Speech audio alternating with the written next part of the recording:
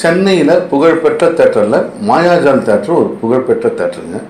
அந்த தேட்டர் ஆரம்பித்து இது வரைக்கும் அதிக, அதாவது படத்தை வெளியிட்டு அவங்க எல்லாம் ஓடி கடைசியாக லாபம்னு ஒன்று கிடைக்கும் இல்லைங்களா, அந்த லாபம் இது வரைக்கும் எந்தெந்த படத்துக்கு கிடைச்சிருக்கு அப்படின்ற வசூல் விவரத்தை தான் இவங்க வெளியிட்டிருக்காங்க.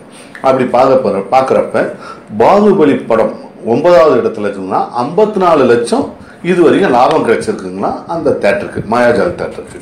அடுத்து 8வது இடத்துல தெரி, விஜயின் தெரி படம் 60 லட்சம் ரூபாய் லாபம் வந்திருக்குங்களாம். அடுத்து 7வது இடத்துல சமீபத்தில் வந்த அஜித்தின் விஸ்வாசம் 71 லட்சம் லாபம் இது வரைக்கும் கிடைச்சிருக்குங்களாம். டோட்டலி, அதாவது படம் வெளியிட்டு 71 லட்சம் தான் லாபம் கிடைச்சிருக்கு. ஓகேங்களா. அடுத்து 6வது இடத்துல விஜயின் மெர்சல், அந்த படம் மூலிமா 73 லட்சம் இது வரைக்கும் அந்த தேட்டருக்கு லாபம் கிடைச்சிருக்கு. அடுத்து 5வது இடத்துல விஜயின் சர்க்கார் 76 லட்சம் லாபம் கிடைச்சிருக்குங்களா.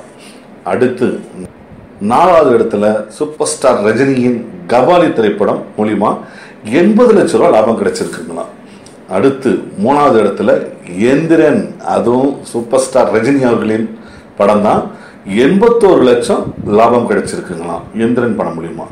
அடுத்து 2ஆம் இடத்தில் அதுவும் சூப்பர் ஸ்டார் ரஜினி அவர்களின் 2.0, இதுவரை 1,02 லட்சம் ரூபாய் லாபம் கிடைச்சிருக்குங்களா அந்த தேட்டருக்கு. முதலிடத்தில் அதுவும் தலைவர் சூப்பர் ஸ்டார் ரஜினி படம் தான், பேட்டை, இது வரைக்கும் 1,15 லட்சம் லாபம் கிடைச்சிருக்குங்களாம்.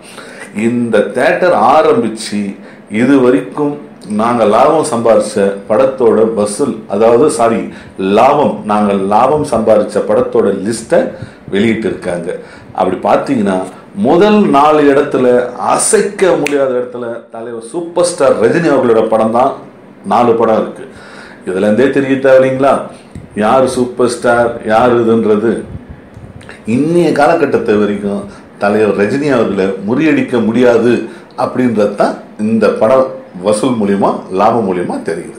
இந்த வசூல் நிறுவனத்தை பத்தி உங்களுடைய கருத்துக்கள் என்னன்றதை தயவு செஞ்சு கமெண்ட்ல ஏதுங்க. பிடிச்சிருந்தா ஷேர் பண்ணுங்க, லைக் பண்ணுங்க, சப்ஸ்கிரைப் பண்ணுங்க எங்க சேனலுக்கு. நன்றி, வணக்கம்.